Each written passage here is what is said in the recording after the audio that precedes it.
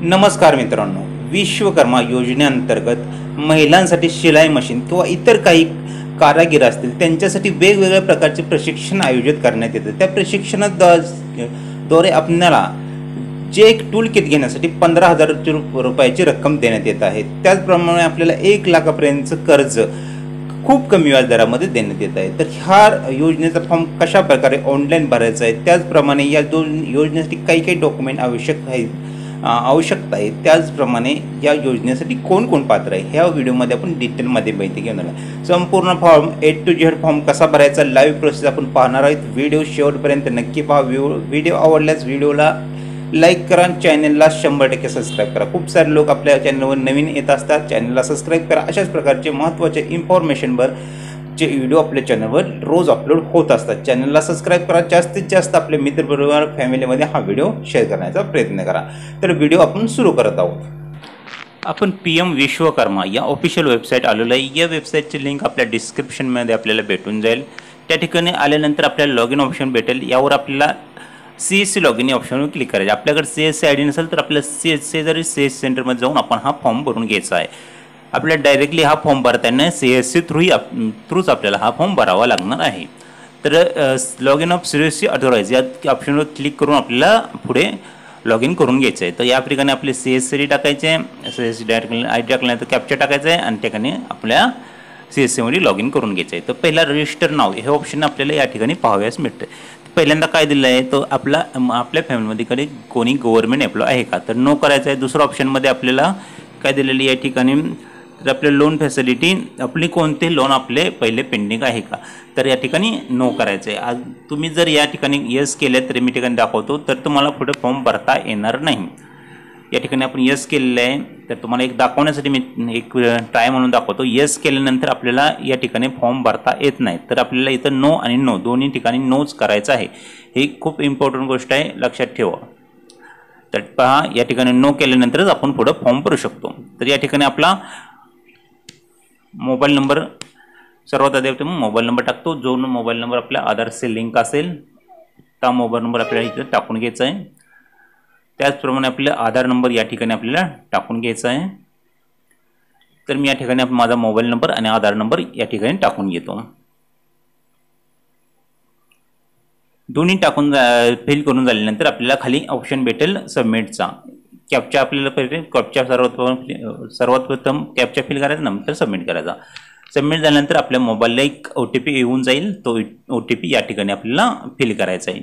तो OTP या ठिकाणी भरल्यानंतर आपल्याला पुढे ऑप्शन सबमिट टू OTP वर क्लिक करायचं आहे। तर सबमिट टू OTP वर क्लिक केल्यानंतर आपला फॉर्म जो आहे, या ठिकाणी लक्षात घ्या, तुम्ही पहिल्यांदा एक असेल तर तुम्हाला एक बायोमेट्रिक स्कॅनिंग आपलं फिंगरप्रिंट स्कॅनिंग करायला लागतं, तर तेही आपण या ठिकाणी करून घ्यायचं आहे। तर अशा प्रकारे आपला फॉर्म ओपन होत आहे।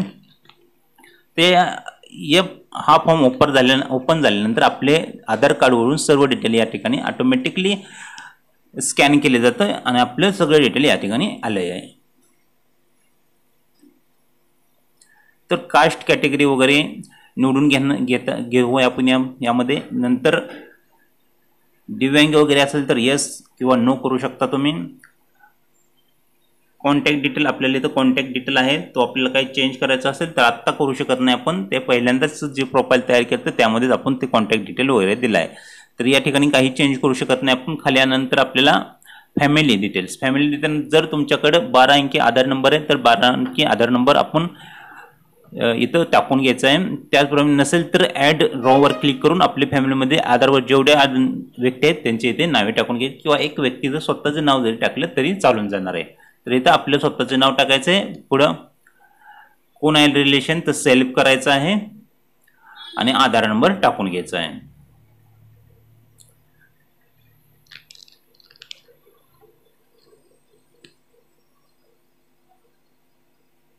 यानंतर आपल्याला खाली ॲड्रेस विचारला जात आहे, तर ॲड्रेस आपल्याला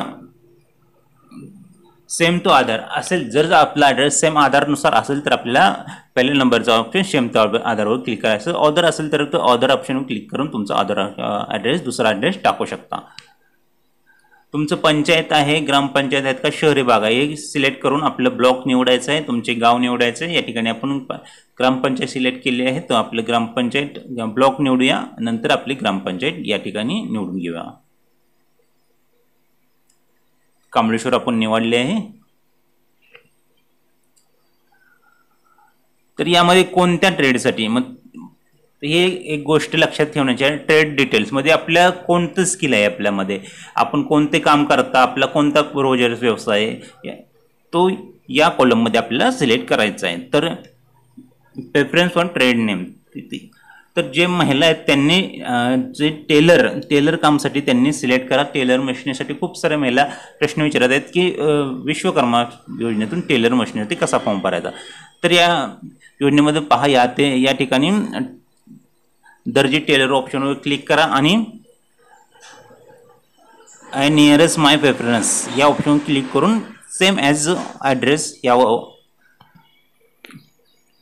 ॲड्रेसवर क्लिक करा. त्यानंतर अदर असेल ॲड्रेस दुसरा असेल तर अदरवर क्लिक करून तुमची माहिती पुन्हा देऊ शकता. या मॅरेज स्टेटस आपलं राहिलं होतं, त्यामुळे आपण मॅरेज स्टेटस पुन्हा टाकून घेऊया. मॅरिड अनमॅरिड तुम्ही टाकून घ्यायचं आहे, आपलं राहिलं होतं तुम्ही ते ठेवू नका. खाली नेक्स्ट ऑप्शनवर क्लिक केल्यानंतर आपल्याला पाहावयास मिळेल की थोडं लोडिंग घेत आहे पेज.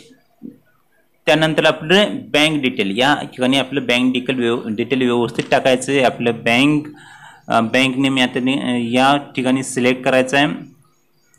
जी बँक असेल त्याचे नाव आपल्याला या ठिकाणी भरून घ्यायचं आहे. त्याचप्रमाणे IFSC कोड, आपल्याला IFSC कोडच्या बॉक्समध्ये IFSC कोड आपल्याला भरून घ्यायचा आहे. IFSC कोड आपण या IFSC कोडच्या बॉक्समध्ये भरून घेऊयात. ठीक आहे, ओके.